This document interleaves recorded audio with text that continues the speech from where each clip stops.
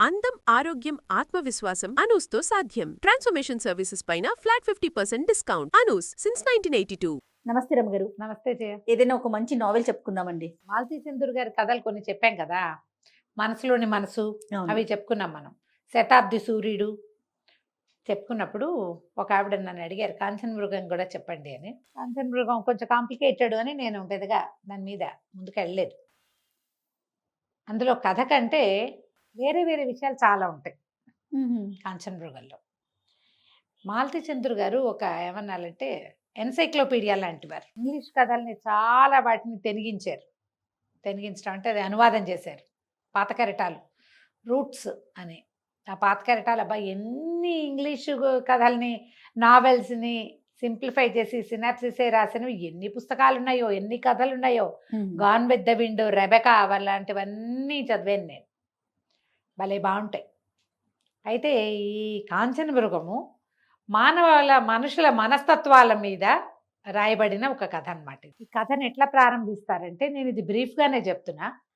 మాలతీ చందూర్ గారి పుస్తకాలు అన్నీ కూడా must by, must keep, must read ఉంచుకోవాలి, మన దగ్గర ఉండాలి.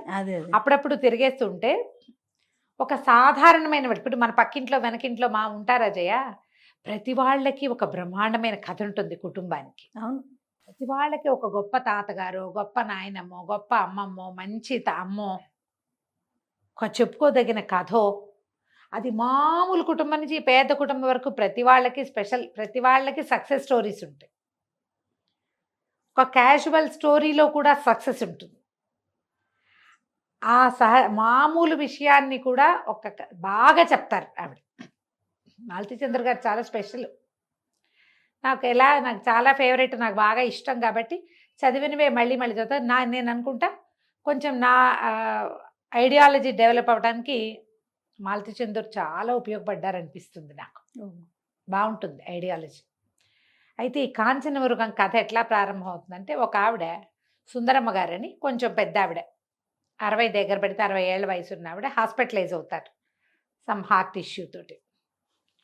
అయితే ఒక రావు గారు, ఆయన ఆవిడ భర్త, 2 కొడుకులు, కోడళ్ళు, మనవలు, ఒక కూతురు, అల్లుడు, మనవలు. అయితే ఈవిడ హాస్పిటలైజ్ అయినప్పుడు ఆ హాస్పిటల్లో ఎలిజబెత్ అని ఒక నర్సు ఉంటుంది. ఆ అమ్మాయి ఈవిని బాగా చక్కగా చూసుకుంటుంది. సహజంగానే నర్సులు అంటే మరి ఇవాళ రేపు మనకు తెలియదు, కానీ ఇది వరకు హాస్పిటల్లో వాళ్ళు చాలా శ్రద్ధగా చూడడం, ఒక రకమైన సేవక వృత్తి.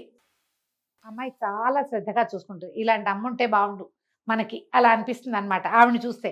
ఆవిడ అంత చక్కటిది, చక్కగా ఒంటి నిండా నగలు, పచ్చగా అందమైన మనిషి, సాత్వికురాలు, కుటుంబంతో కూడా చాలా మంచి సంబంధ బాంధవ్యాలు, తెలివి కలిగిన, మంచితనం కలిగిన ఒక వృద్ధురాలు.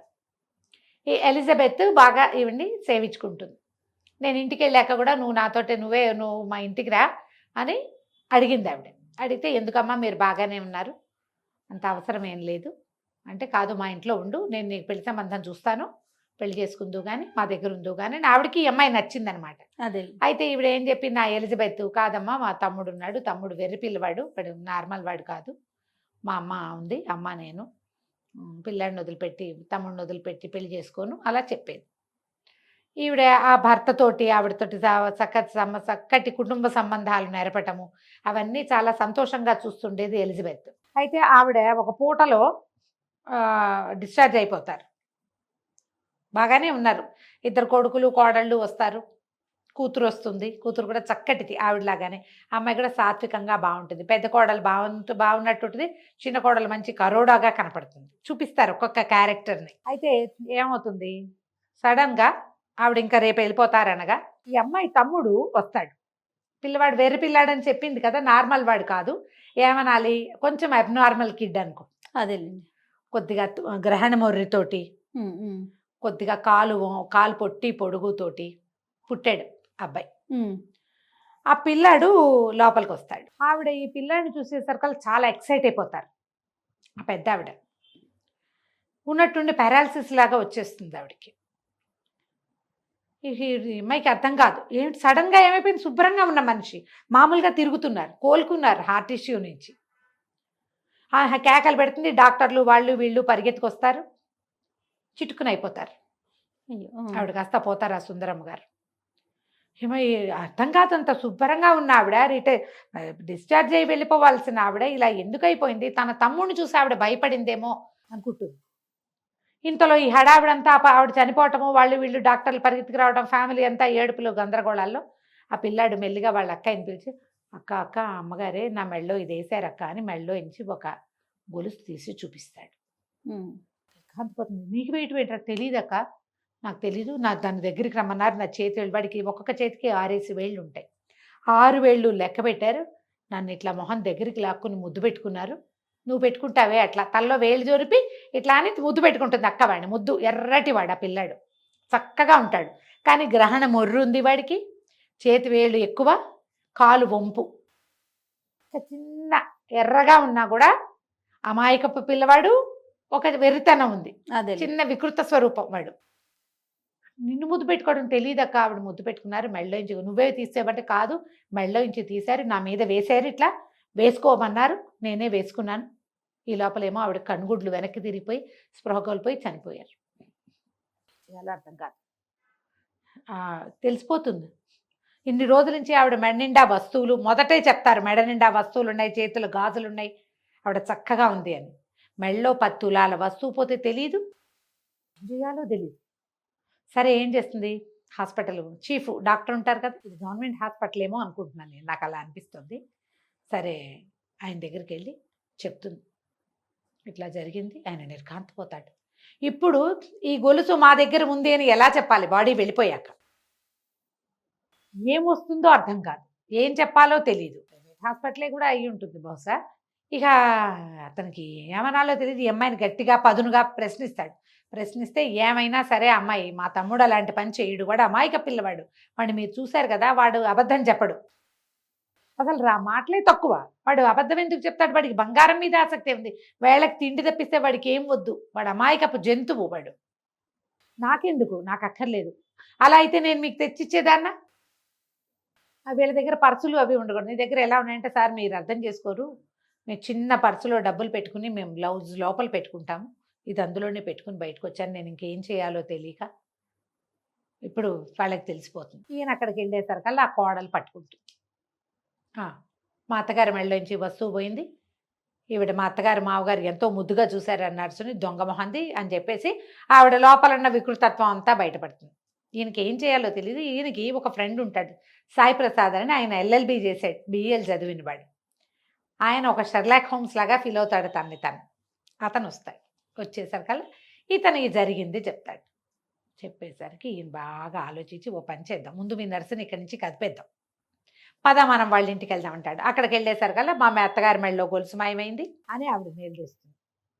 ఆయన అంటాడు, కాదు కాదు అమ్మాయిని వాళ్ళని ఏమనకండి, చాలా బాగా చూస్తుంది ఎలిజా నా భార్యని, ఆవిడ చాలా సంతోషంగా ఉండేది, పోతే పోయింది అంటాడు. అట్లా ఎట్లా ఒప్పుకుంటాం, 10 తులాలు గొలుసు ఊరికే వచ్చిందా, అది దాన్ని నక్క వినయమని నర్సుని తిడుతుంది ఆవిడ.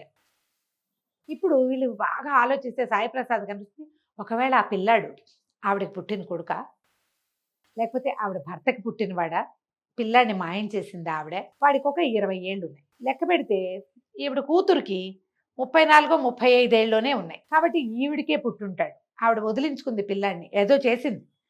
వాడు కనబడేసరికల్లా ఈ 6 వేళ్ళు ఉండటం, గ్రహణ మొర్రి ఉండటం, పిల్లాడి కాలు అవయవాల లోపం ఉండటం, లేదా అవయవ లోపం ఉందని పిల్లాడిని వదిలించుకుందా, దీని మీద మనం ప్రయత్నం చేయాలి. ముందు అసలు ఈ పిల్లాడు ఎలిజా చూస్తే నల్లగా సన్నగా పొగచూరు కట్టేలాగా ఉంటుంది, ఈ పిల్లాడు ముట్టుకుంటే మాసిపోయేంత ఎరుపు, ఈ పిల్లాడిని వీళ్ళు ఎక్కడి నుంచైనా ఎత్తుకొచ్చారా. నేను ఎంత బ్రీఫ్గా చెప్తున్నాను జయ, ఈ పేజీలన్నీ పాఠకుడు చదివి తీరాలి.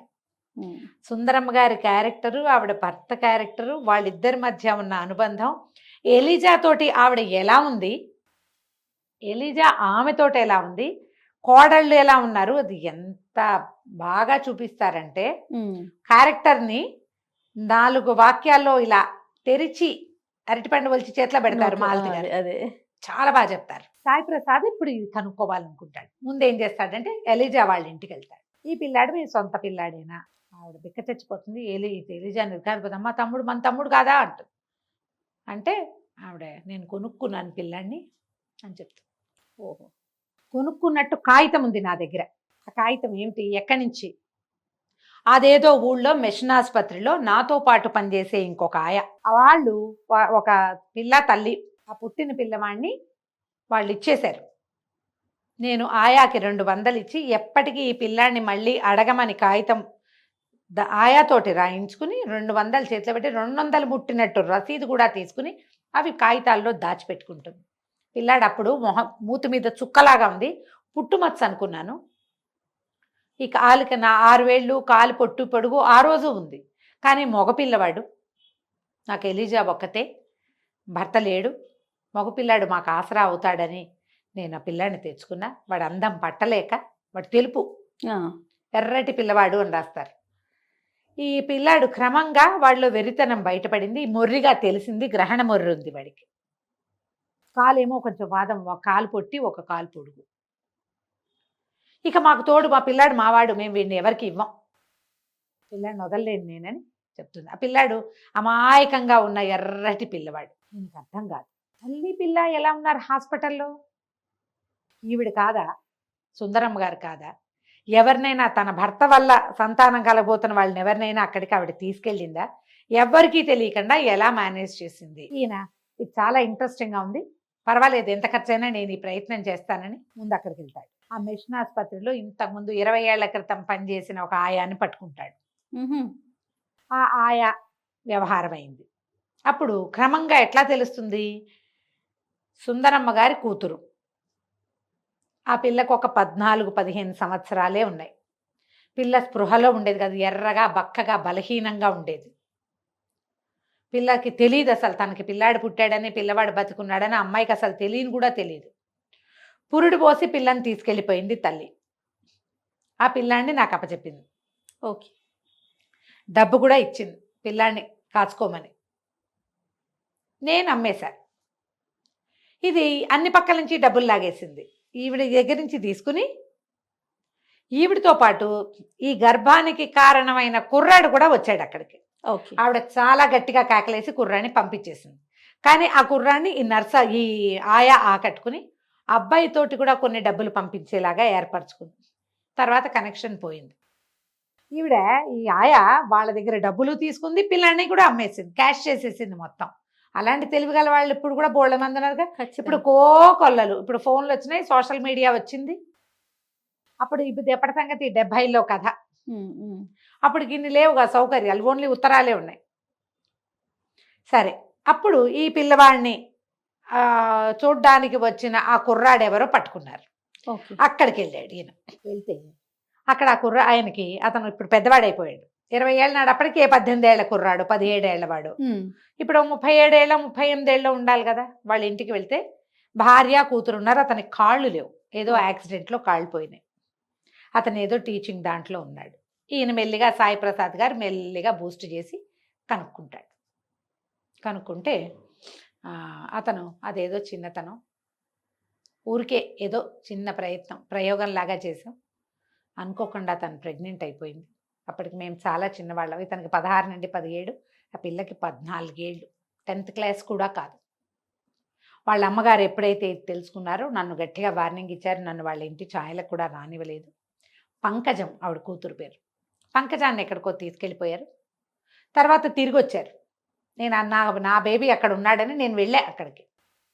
తర్వాత ఆ ఆయా నన్ను కూడా రానివ్వలే. నేను కొంత డబ్బు ఇచ్చా కొంతకాలం పాటు. తర్వాత ఏం జరిగిందో కూడా నాకు తెలియదు. వాడికి నాకు పిల్లవాడు చనిపోయాడని ఉత్తరం రాసింది. చనిపోలా, పోగొట్టేసింది అదే. పిల్లవాడు పోయాడు అనుకుంటున్నారు. అయిందా? ఇప్పుడు ఈ అప్పుడు జరిగిన సందర్భం ఈ ఆయా ఏం చెప్పింది దీనికి, ఆవిడ ఒక మంచి ఎత్తరి తెల్లటి దెబ్బపండు లాంటి రంగున్న మనిషి, పిల్ల చిన్నపిల్ల, ఆవిడ దగ్గర బాగా సొమ్ముంది. ఆ సమయానికి ఆవిడ భర్త ఫారిన్ వెళ్ళారు. ఫారిన్ వెళ్తే మగపిల్లలిద్దరిని ఎవరికో అప్పచెప్పి ఆఖరి పిల్ల అయిన కూతురుని తీసుకుని ఈవిడ మిషన్ ఆసుపత్రికి వచ్చి రహస్యంగా పురుడు పోసి పిల్లవాడిని వదిలిపెట్టి వెళ్ళిపోయింది. కూతురుని తీసుకెళ్ళిపోయింది ఆవిడ. ఆ పిల్లాడు అబ్నార్మల్ కిడ్, పుట్టినప్పుడే వాడు సరైన పిల్లవాడు కాదు. కానీ ఆవిడ పుట్టిన బిడ్డని తల్లి చూడలా, అమ్మమ్మ చూసింది. పిల్లాడి చేతికి 6 వేళ్ళు ఉండటం, కాళ్ళు తేడాగా ఉండటం, వాడికి గ్రహణ మొర్రు ఉండటం, అచ్చుగుద్దినట్టు ఆ కుర్రాడి పోలిక, తండ్రి పోలిక. ఆవిడ ఆ పిల్లాడిని హాస్పిటల్లో చూడంగానే గుర్తుపెట్టేసింది. ఎందుకంటే ఇదే వయసులో ఆ కుర్రాడు తమ ఇంటి చుట్టూ తిరిగాడు, తన మ్. కూతురుతోటి స్నేహం చేసిన వాడు. మొహం గుర్తుపట్టేసింది, చేతి వేళ్ళు చూసేసరికి పిల్లాడు బతికున్నాడని తెలిసిపోయి పిల్లాడిని ముద్దు పెట్టుకుని ఆ మెళ్ళో వస్తువు వాడికి ఇచ్చింది. ఇప్పుడు దీన్ని ఎట్లా ఒక లైన్లోకి తీసుకురావాలి? పంకజానికి పెళ్ళయింది, 2-3 పిల్లలు ఉన్నారు, ఫారిన్లో ఉంటోంది. ఈ అమ్మాయి వచ్చింది, వాళ్ళ ఆయన పిల్లలు కూడా వచ్చారు. తల్లి పోయేసరికి భర్త పిల్లలు కూడా వచ్చారు. ముందు పంకజం ఒకతే వచ్చింది. ఇప్పుడు దీన్ని ఈ ఈ పిల్లవాడిని చూసి మీ అత్తగారి గొలుసు ఇచ్చిందని కోడలికి చెప్పచ్చా? ఏనాటి కథో ఈ అమ్మాయి కథని బయటికి తీసుకురావచ్చా? లీస్ట్ బాధాడుగా ఉన్నాడు ఆ పిల్లవాడి తండ్రిగా చెప్పబడుతున్న ఆయన, కాళ్ళు లేవు. ఈయన బాగా ఆలోచించుకుని ఈ వస్తువు మా దగ్గరే ఉంది అంటే మాధవి ఆవిడ 2వ కోడలు ఎట్లా రియాక్ట్ అవుతుందో తెలియదు. పంకజానికే చెప్తాడు. ఆమెతో మాట్లాడాలని పిలిచి చెప్తే ఆవిడ ఒక చిన్న నవ్వు నవ్వుతుంది అమ్మాయి. నేను చాలా చిన్నదాన్నప్పటికీ ఏదో పుస్తకాలు చదివి మేమిద్దరం ఒక ప్రయోగం లాగా చేసాం. అది మా అమ్మకి తెలిసింది, అనుకోకుండా ఈ ప్రెగ్నెన్సీ వచ్చేసింది.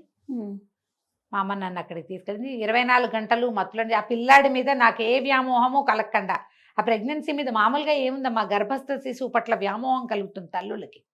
ఎంత చిన్న పిల్ల అయినా, 12 ఏళ్ళ 13 ఏళ్ళ పిల్లలకైనా లోపల పెరిగిన శిశువు మీద ఉంటుంది పాశం. అది తెలియకుండా నన్ను ఒక రకమైన ట్రాన్స్లో ఉంచి నా జీవితాన్ని మా అమ్మ మళ్ళీ బిల్ట్ చేసింది. మీకేమీ రిగ్రెట్ లేదంటే, నాకేం తెలీదు.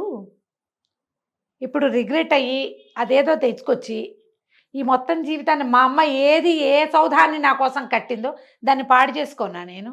వాడు ఎక్కడో పెరుగుతున్నాడు, హాయిగా ఉన్నాడు, ఎందుకు వాడి జీవితాన్ని నేను పాడు చేయటం? నాకేం మాతృత్వ భావనలు తెలియదు అసలు నాకు. మరి మీ వదిన గారు అడుగుతారు గొలుసు కోసం, మా వదినకి ఏం సంబంధం? మా అమ్మ బంగారం మీద, మా అమ్మ బంగారం నాది. అందులో రాస్తారు జయ, తల్లి బంగారం కూతురుది. మా అమ్మకి మా వదినకి ఏం సంబంధం? ఆవిడకేం సంబంధం లేదు, ఆవిడకి ఏం సంబంధం లేదు. ఆవిడ నేను ఎలా నోరు ముయించాలో నేను చూసుకుంటాను. ఈ గొలుసు మా అమ్మ ఎవరికి ఇవ్వదలుచుకుందో వాళ్ళకి అప్పచెప్పండి. వాళ్ళని నాకు చూపించాల్సిన అవసరం లేదు. వీళ్ళు ఏం చేస్తారు, ఎలిజా వాళ్ళని ఇక్కడ వాళ్ళు పోలీస్ రిపోర్ట్ ఇస్తామంటుంది కోడలు, అందుకని వీళ్ళని ఇంకో చోటకి తరలిస్తారు. అక్కడెక్కడో ఊటీలో ఎవరో ఫ్రెండ్స్ ఉన్నారు, మీరు అక్కడికి వెళ్ళిపోండి అని చెప్పి. కథ ఎట్లా బిగువుగా సాగుతుందంటే జయ, ఇందులో ఎన్ని క్యారెక్టర్లు ఉన్నాయి? రావు గారు భార్య, చనిపోయిన పెద్దావిడ. ఆ రోజుల్లో ఈ పిల్ల ఎప్పుడైతే తన కూతురు కన్సీవ్ అయిందో, ఆ చిన్న 14 ఏళ్ల పిల్ల, ఆ సమయానికి ఆవిడ అదృష్టం బాగుండి భర్త ఫారిన్ వెళ్తారు. అప్పుడు అమెరికా నుంచి ఇన్ని ఫోన్లు, వీడియో కాల్స్ అవి ఏమనే, ఒట్టి ఉత్తరాలే, టెలిగ్రాములు ఉత్తరాలే ఉండేవి. ఏరోగ్రామ్ అనేవాళ్ళు ఫారిన్ నుంచి వచ్చే ఉత్తరాన్ని ఇన్లైన్ కవర్ లాగానే ఏరోగ్రామ్ రాయటం అని ఉండేది. వారం పట్టేది. ఆ సమయంలో ఈవిడ కూతురుని తీసుకుని ఆ ఊరు వెళ్ళిపోయి, ఈ తెలియక చేసిన ఒక పని వల్ల వాళ్ళ జీవితాంతం రిపెంట్ అవ్వాలి కదమ్మా. మనము ఈ కథని 2వ పక్క నుంచి చూసామనుకో, తల్లి పిల్లవాడు మాతృపాశము, ఆ కోణంలో నుంచి చూసామనుకో వీళ్ళు చేసింది తప్పు అనిపిస్తుంది. కరెక్ట్ రమ్మ గారు. కానీ ఈవిడ ఈ 14 ఏళ్ల పిల్ల తెలిసి తెలియనితనం వల్ల, ఆ కుర్రాడు 16 ఏళ్ళు, ఈ పిల్లకి 14 ఏళ్ళు, వీళ్ళ వల్ల జరిగినటువంటి ఈ దీనికి రెండు జీవితాలు 2 కుటుంబాలు రచ్చకెక్కి బాధపడి వీళ్ళ జీవితాలు అధ్వాన్నం అయిపోయి, కాకుండా పిల్లవాడిని సేఫ్ హ్యాండ్లో పెట్టాను అనుకుంది ఆవిడ. కానీ వాడు అటు తిరిగి ఇటు తిరిగి ఏదో ఒక సేఫ్ హ్యాండ్లోకి చేరాడు, అంతే, ఏదో ఒక చోటకి చేరాడు. వాడి జీవితం అక్కడ కూడా బాగానే ఉంది. ఇది మనకు అప్పుడప్పుడు ఇదేదో పొరపాటు జరిగింది అలా అనిపిస్తూ ఉంటుంది. కానీ ఒక తల్లి దృష్టిలో ఇది చాలా కరెక్ట్గా చేసింది, చాలా కరెక్ట్ అయిన పని కదా. ఇటీవల ఒక సంగతి ఎవరి దగ్గర విన్నాను జయ, ఏదో పెళ్లి చేశారు, ఆ భర్త చావగొట్టి చెవులు మూసి కాల్చుకు తినేసాడు ఆ పిల్లని, పంపించేశాడు పుట్టింటికి, నువ్వు నాకు అక్కర్లేదు అని. అప్పటికి ఆ పిల్ల కడుపుతో. నిజానికి తెలివిగల తల్లి, పిల్లల జీవితం మీద ఆసక్తి, సరైన ఐడియా ఉన్న తల్లి అయితే ఏం చేయొచ్చు జయ, నువ్వు చెప్పు. ఇలాంటప్పుడు ఒక మామూలుగా ఆలోచించు. ఈ కాలంలో ఒక తల్లి అయితే కనుక ఏం చేస్తుంది? కడుపుతో వచ్చేసింది, దాన్ని మనం ఏం చేయలేకపోతాం, టెర్మినేట్ చేయటం అనేది కరెక్ట్ కాదేమో అని అనిపిస్తోంది నీకు. టెర్మినేట్ చెయ్యరు అనుకో, చెయ్యరు. ఆ పిల్లాడిని గంటుంది, పిల్లనో గంటుంది, పిల్లాడు పెద్దవాడు అవుతాడు. ఈ పిల్లకి ఇంకో జీవితం కుదురుతుందా? ఇంకా వీళ్ళు చూసుకోగలిగితే ఈ పిల్లకి ఇంకొక జీవితం ఇవ్వచ్చు, కానీ చూడగలరు? టెర్మినేట్ చేయకుండా ఉంచి ఆ పిల్లాన్ని పెంచాల్సి వచ్చి దానికి ఇంకో పెళ్లి లేదు, వాడెవడో దౌర్భాగ్యుడు పరమ రాక్షసుడైన వాడి తాలూకు సంతానాన్ని మొయ్యాల్సి వచ్చింది, పెంచాల్సి వచ్చింది. ఇప్పుడు తన పిల్లల దృష్టితో ఆలోచించాలా, ఈ లోపల ఉన్న దాని గురించి ఆలోచించాలా? ఎవరైనా ఏం చేస్తారు ఇప్పుడు? చట్టం, న్యాయం ఇలాంటివి మాట్లాడుకుంటే ఇలాంటి పనులు చేయకూడదు రమ్మగారు. అవునా కదా? చట్టం దృష్టిలో నేరం. ఇప్పుడు కాదుగా, ఇప్పుడు కాదు, ధర్మం కూడా కాదు, భ్రూణహత్య మహాపాపం, ఇది చేయకూడదు. పోనీ కన్న సంతానాన్ని వాడు తీసుకుంటాడా అంటే వాడు తీసుకోడు. పోనీ అక్కడ తీసుకుంటే మాత్రం వాడు రాక్షసుడు పెళ్ళాన్ని చావగొట్టి చెవులు మూసేవాడు. అందుకనే సంతానాన్ని ఎవరికో కూడా ఇచ్చేసి ఉండలేరు. ఇలాంటి విపత్కర స్థితిలో ఒక తల్లి తెలివిగల ఆవిడ ఏం చేశారు రమ్మగారు? ఈవిడ ఇదే చేశారు, ఆ సంగతి అడక్కు. అలాంటి పరిస్థితులు వచ్చినప్పుడు ఎప్పుడు కూడా మనం ఇతరులని ఎగ్జాంపుల్గా తీసుకోకూడదు. నీకేది ఇంపార్టెంట్ చూసుకోవాలి. ఒకటి ధర్మం అనేది ఒక పెద్ద పాయింట్ అయితే, జీవితం అనేది ఇంకా పెద్దది. జీవితమే పెద్దది ధర్మం కంటే. ఎప్పుడు కూడా తన్ను మాలిన ధర్మం మొదలు చెడ్డ బేరం చేస్తారట్లా. తెలివిగల వాళ్ళు చేసే విధానం ఒకటి, ధర్మం పక్కన నిలబడాలని. ధర్మం ఎప్పుడు నీ పక్కన నుంచోదు, నువ్వు దాన్ని ఎంతసేపు ముందుకు తీసుకెళ్లాల్సిందే, అనుభవించాలి దాన్ని.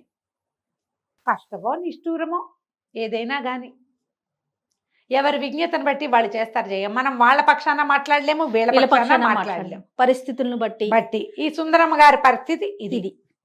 ఆవిడ ఆ పని చేస్తారు. ఎప్పుడైతే ఈ పిల్లాన్ని చూశారో ఆవిడ గుర్తుపట్టి ఆ బంగారు వస్తువు ఇస్తారు.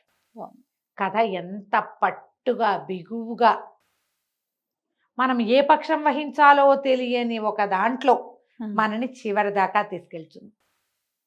కాంచన మృగం చాలా బాగుంది రమ్మగారు. చదవండి మీకు దొరికితే కనుక. డెఫినెట్గా నేను చెప్పిన దానికంటే 100 రెట్లు బాగుంటుంది. డెఫినెట్గా అండి. అయితే ఆన్ స్క్రీన్ మీరు నాకు ఆన్సర్ చెప్పలేదు, ఆఫ్ స్క్రీన్ అయినా నాకు కెమెరాస్ ఆఫ్ అయ్యాక ఆవిడ ఏం చేశారో నేను తెలుసుకోవాలనుకుంటున్నాను. ఎవరి ధర్మం వాళ్ళది దాని మీద వాళ్ళ అవగాహనని బట్టి వాళ్ళ ఇప్పుడు ఏం చేయాలి అనేది నా దగ్గరకు వచ్చిన ప్రశ్న. అదే పరిస్థితి ఒకటి ఉంటుంది కదా రమ్మగారు. సో సారీ అండి ప్రేక్షకులకి నేను చెప్పలేకపోయినా రమ్మగారిని అడిగి నేనైతే తెలుసుకుంటాను.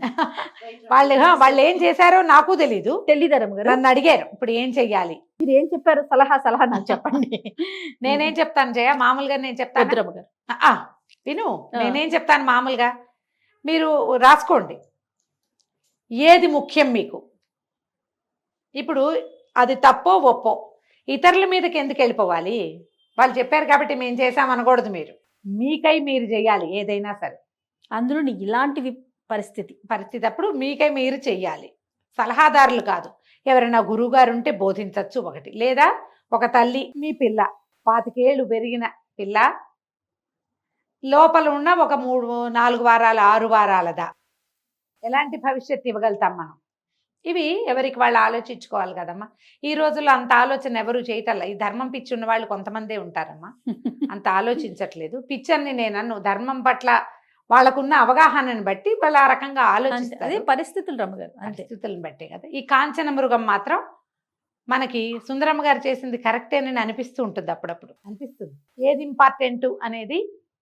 ఇప్పుడు వాడెవడో ఒక పిల్లవాడు ఒక అబ్నార్మల్ కిడ్ కనపడితే వాడి వైపే ఉండాలి అని మనకు అనిపిస్తుంది, కానీ వాడికి మంచి జీవితమే లభించింది. అది అందరికీ లభించకపోవచ్చు, అది ఈవిడికి మంచి జీవితమే లభించింది. నాకు అక్కర్లేదు, మా అమ్మ ఏం చేయాలనుకుందో నేను దాని మీద ఉంటానని చెప్తుంది ఆవిడ. ఇప్పుడు ధర్మాధర్మాలు నాకంటే ఎక్కువ మా అమ్మే ఆలోచించింది. మా అమ్మ ఒక ఐడియా ప్రకారమే చేసింది. ఆవిడ చేసిన దానికి దాని మీద ఉంటాను, నేను దీని మీద ఉంటాను. మా అమ్మ ఇవ్వదలుచుకుంది ఇచ్చేస్తుంది అంతే. అది నాకు ఇవ్వక్కర్లేదు, మీరు వాళ్ళకే ఇచ్చేయండి. మా అమ్మ ఎవరికి ఇచ్చిందో వాళ్ళ దగ్గరే ఉంచుకొనివ్వండి దాన్ని, వాళ్ళు ఏం చేసుకున్నా సరే దాన్ని. మా అమ్మే కరెక్ట్. చాలా బాగుంటుంది కదా. కుదిరితే చదవండి. ఈ డిస్కషన్ అంతా నిజానికి అనవసరమే అంతే, కాకపోతే ఇలాంటి సందర్భాలు కొన్ని అవుతాయి అంతే. 70లో రాశారు ఇది. సూపర్ రమ్మగారు. నమస్తే. నమస్తే జయ.